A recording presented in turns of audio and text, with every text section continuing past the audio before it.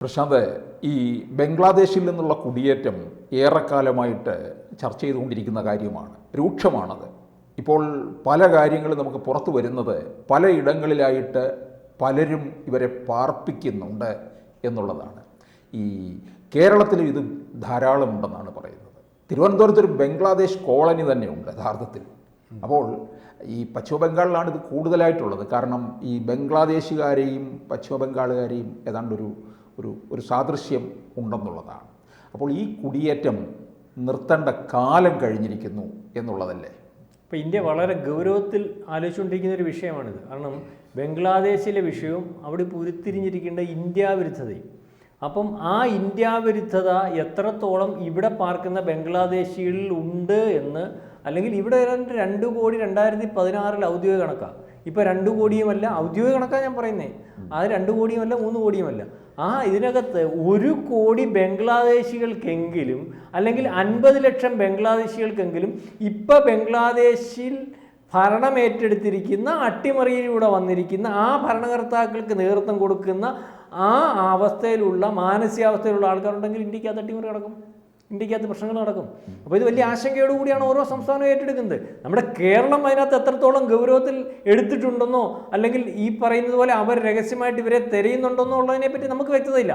പക്ഷേ ഡൽഹി ആയാലും കൊള്ളാം, മഹാരാഷ്ട്ര ആയാലും കൊള്ളാം, ഈ പറയുന്ന പല ആസാം പോലെയും അല്ലെങ്കിൽ പ്രധാനപ്പെട്ട സംസ്ഥാനങ്ങളിലുടനീളം സ്ക്രീൻ ചെയ്ത് ബംഗ്ലാദേശിയിൽ അനധികൃതമായിട്ട് കുടിയേറിയിട്ടുള്ളവരെ വളരെ കൃത്യമായിട്ട് പിടിച്ച് അവരെ പുറത്താക്കുന്നതിന് വേണ്ടിയുള്ള ശ്രമം വളരെ കൃത്യമായിട്ട് നടന്നുകൊണ്ടിരിക്കുന്നു.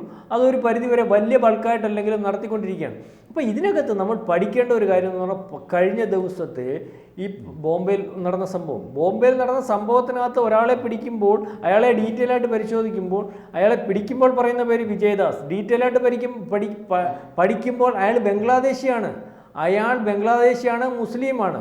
അയാൾ അവിടെ നിന്ന് വന്ന് 6 മാസം ആയതേ ഉള്ളൂ ഇവിടെ വന്നിട്ട്. അയാൾ കയറുന്നതെന്ന് പറഞ്ഞാൽ ഏറ്റവും തന്ത്രപ്രധാനമായിട്ടുള്ള ഒരു സ്ഥലത്താണ്. സാധാരണക്കാരനായിട്ടും അല്ലെങ്കിൽ വിദഗ്ധമായിട്ടുള്ള ട്രെയിനിങ് കിട്ടാത്ത ഒരാൾക്കും അവിടെ കയറാൻ പറ്റാത്ത ഒരു കെട്ടിടത്തിൽ കയറി, ഏറ്റവും കെട്ടിടത്തിനകത്ത് കയറി അതിനകത്തെ ഏറ്റവും വേണ്ടപ്പെട്ട ആളിനെ ചെന്ന് 6 or 7 കുത്തുന്ന ഒരവസ്ഥ. അയാളുടെ അടുത്ത് വരെ എത്തണമെങ്കിൽ 500 ജോലിക്കാരുള്ള കെട്ടിടം, വലിയ വിശാലമായിട്ടുള്ള ഒരു 5 സ്റ്റാർ ഹോട്ടലിൻ്റെ അത്രയും വലിപ്പമുള്ള ഒരു വീട്, അത്രയ്ക്ക് തൊഴിലാളികൾ, എല്ലാ സെക്യൂരിറ്റി സംവിധാനങ്ങളും ഉള്ളിടത്ത് അയാൾക്ക് അതിനകത്ത് എങ്ങനെ കടന്നു കയറാൻ പറ്റി? നമുക്ക് കഴിഞ്ഞ ദിവസം കിട്ടുന്ന ഔദ്യോഗികമായിട്ട് പോലീസിൻ്റെ റിപ്പോർട്ട് എന്ന് പറഞ്ഞാൽ മോഷണ കുറ്റത്തിന് അദ്ദേഹത്തെ അറസ്റ്റ് ചെയ്തു എന്നുള്ളതാണ്. ഒരുപക്ഷെ അദ്ദേഹത്തെ അറസ്റ്റ് ചെയ്തത് മോഷണ കുറ്റത്തിനാണ്, അല്ലെങ്കിൽ മോഷ്ടാവാണെന്നുള്ള രീതിയിൽ വെളിയിൽ പോലീസ് പറയുന്നുണ്ടാവത്തുള്ളൂ. പോലീസിന് ഒളിപ്പിക്കാൻ വളരെ കൂടുതലായിട്ടുള്ള കാര്യങ്ങൾ കാണും. ഒരുപക്ഷെ നമ്മുടെ രാജ്യസുരക്ഷയുമായിട്ട് ബന്ധപ്പെട്ട്, അല്ലെങ്കിൽ ആഭ്യന്തര വിഷയം, അല്ലെങ്കിൽ ഇയാളുടെ വീട്ടിൽ കടന്നു കയറുന്നത് മോഷണത്തില്ല, വേറെ എന്തെങ്കിലും മോട്ടീവാണോ, ഇതിനെപ്പറ്റിയൊക്കെ പരിശോധിച്ചുകൊണ്ടിരിക്കുകയാണ്. അവർ പക്ഷേ അത് അത്തരത്തിൽ അങ്ങോട്ട് വെളിയിൽ വിടാൻ പറ്റത്തില്ല. അത് നമ്മുടെ പല പ്രശ്നങ്ങളും ഉണ്ടാക്കുന്നുണ്ട്. ഏതായാലും കഴിഞ്ഞ ദിവസങ്ങളിൽ ഈ പറയുന്ന മഹാരാഷ്ട്രയിൽ അല്ലെങ്കിൽ ബോംബെയിൽ ഉൾപ്പെടെയുള്ള സ്ത്രീകൾ ഉൾപ്പെടെയുള്ളവർ തെരുവിലിറങ്ങിയിരിക്കുകയാണ്. സ്ത്രീകൾ ഉൾപ്പെടെയുള്ളവർ തെരുവിലിറങ്ങി ഇവിടെ താമസിക്കുന്ന അനധികൃതമായിട്ടുള്ള രോഹിംഗ്യ മുസ്ലിംസിനെയും ബംഗ്ലാദേശികളെയും ഈ രാജ്യത്ത് നിന്ന് പുറത്താക്കണമെന്നുള്ള രീതിയിൽ പ്രകടനവുമായിട്ട് സ്ത്രീകൾ ഉൾപ്പെടെയുള്ളവർ വന്നിട്ട് ഇന്നലെ ഇതൊക്കെ വലിയ വൈറലായിട്ട് വന്നിട്ടുണ്ട്. അപ്പം ആൾക്കാർക്ക് ബോധ്യമായി തുടങ്ങി, ഇന്ത്യയിലുടനീളമുള്ള, കേരളം ഒഴിച്ച് ഇന്ത്യയിലുടനീളമുള്ള എല്ലാ സംസ്ഥാനങ്ങളും ബംഗ്ലാദേശിൻ്റെ അട്ടിമറിക്ക് ശേഷം ബംഗ്ലാദേശ് ഇന്ത്യയോട് എടുക്കുന്ന നിലപാടും അവിടുത്തെ ഹിന്ദുക്കളോടും ന്യൂനപക്ഷത്തോടും എടുത്ത നിലപാടുകളും ചർച്ചയാവുകയും ഇവിടെ താമസിക്കുന്ന ബംഗ്ലാദേശികളെ ശത്രുവായിട്ട് കാണാൻ തീരുമാനിച്ചിരിക്കുന്ന ഒരു രീതിയിലേക്ക് ആൾക്കാരുടെ മനസ്സ് ഉരുത്തിരിഞ്ഞിട്ടുള്ളതിൻ്റെ തെളിവാണ് ഈ പറയുന്ന പ്രകടനങ്ങൾ. അല്ലെങ്കിൽ ബംഗ്ലാദേശികളെ കാണുമ്പോഴുള്ള സമീപനം. ബംഗ്ലാദേശികൾക്ക് ആസാമിൽ വീട് കൊടുക്കുന്ന അവസ്ഥയില്ല. ബംഗ്ലാദേശിൽ അവിടെ കച്ചവടം ചെയ്യേണ്ടെന്ന് അവർ തീരുമാനിക്കുന്നു. ബംഗ്ലാദേശിൽ ആ നാട്ടിൽ വേണ്ടാന്ന് തീരുമാനിക്കുന്നു. ഇത് ഡൽഹിയിലെ ലഫ്റ്റനന്റ് ഗവർണർ പറയുന്നു, ഡൽഹി നിവാസികൾ അത്തരത്തിൽ കുടിയേറ്റക്കാരെ വളരെ തെരഞ്ഞു പിടിച്ചുകൊടുന്ന് പുറത്താക്കുന്നതിന് സഹായിച്ചു. അതിർത്തിയിൽ ബംഗ്ലാദേശികളെ കണ്ടാൽ ആക്രമിക്കുന്ന രീതിയിലേക്ക് അതിർത്തി സംസ്ഥാനങ്ങളിലെ ഇന്ത്യൻ പൗരന്മാർ തയ്യാറായി നിൽക്കുന്ന അവസ്ഥ. അതായത് ഇപ്പം ഇവിടുത്തെ ഒരവസ്ഥയെന്ന് പറഞ്ഞാൽ, ഈ ബംഗ്ലാദേശികൾ ഇവിടുന്ന് പുറത്താക്കണം, അല്ലെങ്കിൽ പുറത്താവേണ്ട ആവശ്യം എത്തരത്തിലുള്ളതെന്ന് ജനങ്ങൾ പോലും മനസ്സിലാക്കുന്നുണ്ട്. അപ്പോൾ ഈ കഴിഞ്ഞ ദിവസം നമ്മൾ ഈ പറഞ്ഞ നടനുമായിട്ട് ബന്ധപ്പെട്ട വിഷയം, വിജയദാസ് എന്ന് പറയുന്ന ആൾ പരിശോധിക്കുമ്പോൾ ഈ പറയുന്ന മുഹമ്മദ് ഷെരീഫുൽ ഇസ്ലാം ആവുന്നതും അയാളുടെ കാര്യം വെച്ചിട്ട് ബോംബെ അല്ലെങ്കിൽ മഹാരാഷ്ട്രയിൽ ഉൾപ്പെടെടുത്ത് സ്ത്രീകൾ ഉൾപ്പെടെ പ്രകടനം ഏറ്റെടുക്കുന്നു. 5 മാസമേ ആയുള്ളായിരുന്നു. 6 മാസമേ ആയിട്ടുള്ളൂ. അത് അത്ര വിശ്വസിച്ച് പോകാൻ പറ്റുന്ന ഒരു രീതിയല്ല. കാരണം അവിടെ കയറിയ ആൾ മോഷണത്തിന് കയറിയ ആണെന്ന് നമുക്ക് വിശ്വസിക്കാൻ പറ്റുന്ന ഒരു രീതിയല്ല. സാധാരണ ഒരു മോഷ്ടാവിനോടെ കയറാൻ പറ്റുന്നതല്ല. അപ്പോൾ നിസ്സാരമായിട്ട് പോലീസ് മോഷണമാണെന്ന് പറയുന്നു, അയാളെ കസ്റ്റഡിയിൽ വെച്ചിട്ടുണ്ട്. അതിൻ്റെ കാര്യവിവരങ്ങൾ അല്ലെങ്കിൽ വെളിയിൽ പറയാൻ പറ്റാത്ത എന്തെങ്കിലും ആഭ്യന്തര കാര്യമുണ്ടോ നമുക്കറിയത്തില്ല. പക്ഷേ മോഷണമാണെന്ന് വിശ്വസിച്ച് പോകത്തക്കോണമുള്ള ഒരു കാര്യം നമുക്ക് തോന്നില്ല. ഏതായാലും ഇപ്പോൾ ഡൽഹിയിലെ ലെഫ്റ്റനന്റ് ഗവർണർ വളരെ കൃത്യമായിട്ട് നിലപാടെടുത്തിരിക്കുകയാണ്. കാരണം ബംഗ്ലാദേശികളെ താമസിപ്പിക്കുന്നവരെ, അനധികൃത കുടിയേറ്റക്കാർക്ക് വേണ്ട സഹായം ചെയ്യുന്നവരെ, അല്ലെങ്കിൽ അവരെ ഇവിടെ ഹോൾഡ് ചെയ്യുന്നതിന് വേണ്ടി പുറകിൽ നിന്ന് സഹായിക്കുന്നവരെ എല്ലാം പിടികൂടി അല്ലെങ്കിൽ അവർക്കെതിരെ നടപടിയെടുക്കുന്ന രീതിയിലേക്ക് കാര്യങ്ങൾ പോകുന്ന ഒരവസ്ഥയുണ്ട്. അതായത് നമ്മളുടെ രാജ്യത്ത് ബംഗ്ലാദേശികൾക്കെതിരെ വെളിയിൽ പറയുന്നെങ്കിലും കിട്ടിയിരിക്കുന്ന രഹസ്യാന്വേഷണ റിപ്പോർട്ട് അത്ര സുരക്ഷിതമല്ല. കാരണം പല ഘട്ടങ്ങളിൽ പരിശോധിക്കുമ്പോൾ മാത്രവുമല്ല, ഈ ബംഗ്ലാദേശിൽ ASTP എന്നൊക്കെ പറയുന്ന തീവ്ര സംഘടനകളുണ്ടല്ലോ, അതിൻ്റെയൊക്കെ സ്ലീപ്പർ സെല്ലുകൾ ഇന്ത്യയിലുടനീളമുള്ള എല്ലാ ജില്ലകളിലും അല്ലെങ്കിൽ താലൂക്കുകളിലും പോലും വ്യാപിച്ച് കിടക്കുന്നതായിട്ട് ഇവിടുത്തെ രഹസ്യാന്വേഷണ വിഭാഗത്തിന് വിവരം ലഭിച്ചതായിട്ടാണ് നമുക്ക് കിട്ടുന്ന റിപ്പോർട്ട്. അതുകൊണ്ട് തന്നെയാണ് വളരെ കൃത്യമായിട്ട് ഇന്ത്യ ഇപ്പം ഭരിക്കുന്ന പാർട്ടിയുടെ താല്പര്യം അല്ലെങ്കിൽ അവരുടെ ഭാഗമായിട്ടിരിക്കുന്ന സംസ്ഥാനങ്ങളിൽ വളരെ കൂടുതലായിട്ട് തയ്യാറെടുപ്പ് നടത്തുന്നുണ്ട്. ബാക്കി ചില പശ്ചിമ ബംഗാൾ പോലെയുള്ള സംസ്ഥാനങ്ങൾ അല്ലെങ്കിൽ കേരളം പോലെയുള്ള സംസ്ഥാനങ്ങൾ ഇതിന് താല്പര്യമില്ലാതെ നിൽക്കുന്ന ഒരവസ്ഥയുണ്ട്. അതായത് അവർക്ക് സുരക്ഷിതമായിട്ട് ഈ പറയുന്ന സംസ്ഥാനങ്ങളിലൊക്കെ തെരച്ചിൽ നടത്തുമ്പോഴും വേണമെങ്കിൽ ഈ കേരളം പോലെയും പശ്ചിമ ബംഗാൾ പോലെയുള്ള സംസ്ഥാനങ്ങൾക്ക് മാറി നിൽക്കുന്നതിനും സുരക്ഷിതമായിട്ട് നിൽക്കുന്നതിനും ഏതെങ്കിലും ഒരു അവസരത്തിൽ അവർക്ക് ഈ ഇന്ത്യക്കെതിരെ നീങ്ങുന്നതിനും സ്ഫോടനം ഉണ്ടാക്കുന്നതിനും ഇന്ത്യക്കെതിരെ സമരം നയിക്കുന്നതിനും ഒക്കെ കഴിയുന്ന ഒരവസ്ഥയുണ്ട്. പശ്ചിമ ബംഗാളിൽ ഇപ്പോഴത്തെ അവസ്ഥയെന്ന് പറഞ്ഞാൽ വളരെ കൂടുതലായിട്ടുള്ള ആൾക്കാർ മമതാ ബാനർജിയുടെ കെയർ ഓഫിൽ അവരുടെ സുരക്ഷിതത്വത്തിൽ അവിടെ നിന്ന് കയറി വന്ന് ഇവിടെ താമസിക്കുന്നൊരവസ്ഥ, അവർക്ക് വേണ്ട പാസ്പോർട്ട് ശരിയാക്കി കൊടുക്കുന്ന അവസ്ഥ, റേഷൻ കാർഡ് ശരിയാക്കി കൊടുക്കുന്ന അവസ്ഥ, അല്ലെങ്കിൽ ആധാർ പോലുള്ള സംവിധാനങ്ങൾ എടുത്ത് ആ ആൾക്കാരെ വളരെ കൃത്യമായിട്ട് ഓരോ നിയോജക മണ്ഡലത്തിലും വെച്ചിട്ട് അവരെ അവിടെ ജയിക്കുന്നതിന് വേണ്ടി ഇവരെ ഉപയോഗിക്കുന്നുണ്ട്.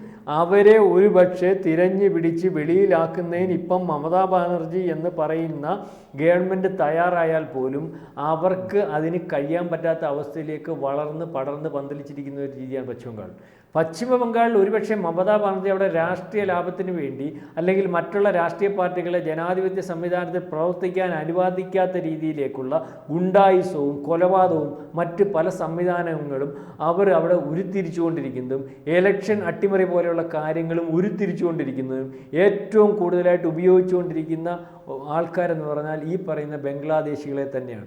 അതുകൊണ്ട് തന്നെ അവരുടെ അപ്രമാദിത്വത്തിൽ നമ്മൾ കണ്ടിട്ടുള്ള CBI വന്നപ്പോൾ ഒരു കേസിന് അറസ്റ്റ് ചെയ്യാൻ വന്നപ്പോൾ ഒരു നേതാവിനെ അറസ്റ്റ് ചെയ്യാൻ വന്നപ്പോൾ CBI അടിച്ചവിടെ ഓടിക്കുന്ന അവസ്ഥയുണ്ടായി. എന്നെ അറസ്റ്റ് ചെയ്യാൻ പറ്റത്തില്ലെന്ന് പറഞ്ഞപ്പോൾ നാട് ഇളകി വന്ന് CBI ഉദ്യോഗസ്ഥന്മാരെ അവിടുന്ന് അടിച്ചോടിച്ചു വരികയും പിന്നെ പട്ടാളം ഉൾപ്പെടെയുള്ളവർ ചെന്ന് അവരെ പിടിച്ചിറക്കിക്കൊണ്ട് പോകുന്ന ഒരവസ്ഥയുണ്ടായി. അതായത് ഈ പറയുന്ന സംവിധാനങ്ങളെയൊക്കെ തച്ചുടച്ച് അതിനപ്പുറം നിൽക്കാൻ പറ്റുന്ന രീതിയിൽ മാനസിക കരുത്ത് കൊടുത്ത് ഗുണ്ടാ സെറ്റ് വളർത്തിയെടുത്തുണ്ട്.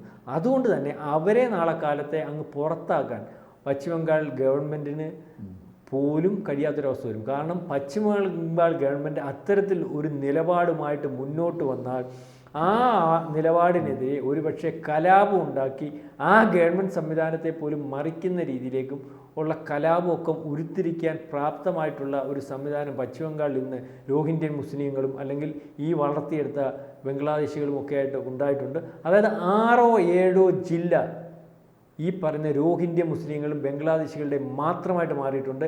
അവിടെയാണ് നമ്മൾ കണ്ടത് ഒരു സ്ത്രീയെയും പുരുഷനെയും ഒരു 6 മാസത്തിന് മുമ്പ് അവർ തമ്മിൽ അടുപ്പമാണ് പ്രേമമാണെന്ന് കണ്ടപ്പോൾ പരസ്യമായിട്ട് തുണി ഉരിച്ച് ചാട്ടവാറടിക്കുന്ന ഇതിന് MP നേതൃത്വം കൊടുക്കുകയും MP എടുത്ത് ചോദിച്ചപ്പോൾ ഇത് ഇസ്ലാമിക രാജ്യമാണ്, ഇവിടുത്തെ നിയമം ഇതാണെന്ന് ഇന്ത്യയിലെ ഒരു സംസ്ഥാനത്ത് വളരെ കൃത്യമായിട്ട് പറയാൻ സാധിക്കുന്ന രീതിയിലേക്ക് ആ പ്രദേശങ്ങളെല്ലാം ഉരുത്തിരിച്ച് വെച്ചേക്കുന്ന ഒരു സംസ്ഥാനമായിട്ട് പശ്ചിമ ബംഗാൾ മാറിയിട്ടുണ്ട്.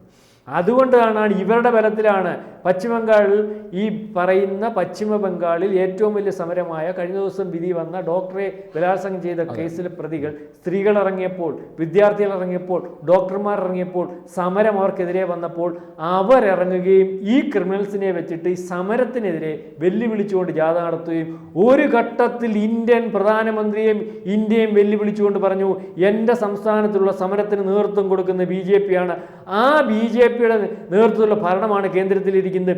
ഇതിനെ താഴെയിറക്കാൻ ഞാൻ വിചാരിച്ചാൽ പല സംസ്ഥാനങ്ങളിലും ആൾക്കാരെ ഉരുത്തിരിക്കാനുള്ള കഴിവെനിക്കുണ്ട്. അത് പറയുന്ന രീതിക്ക് നമ്മൾക്കറിയാവുന്ന പാർട്ടി സംവിധാനം അവരുടെ സംസ്ഥാനത്തിനപ്പുറം ഇന്ത്യയിൽ ഒരിടത്തുമില്ല. പിന്നെ എന്തിൻ്റെ കെയർ ഓഫിൽ അത് അവർ പറഞ്ഞു?